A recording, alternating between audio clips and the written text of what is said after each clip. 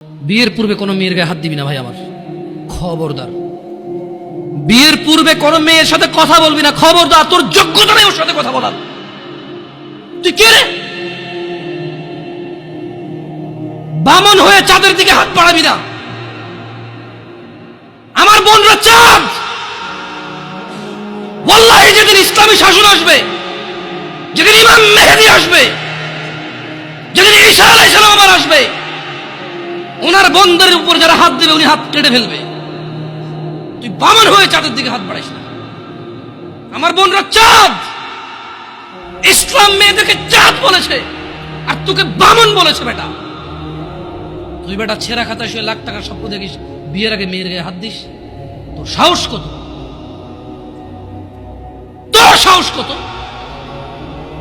তুই জানিস না মুহাম্মদ সাল্লাল্লাহু আলাইহি সাল্লাম বলছে নেক স্ত্রী দুনিয়াতে যা আছে ওর চেয়ে বেশি উত্তম।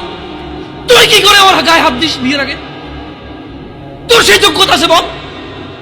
তোকে আল্লাহ জাহান্নামে ফেলবে, তোকে আল্লাহ জ্বলন্ত আগুনে নিক্ষিপ্ত করবে, তোর শরীর পচবে, তোর শরীরের গন্ধে জাহান্নামীরা থাকতে পারবে না। তোকে আল্লাহ এত নিকৃষ্ট শাস্তি দেবে। কেন? কারণ তুই এত বড় জঘন্য কাজে লিপ্ত হয়েছিস।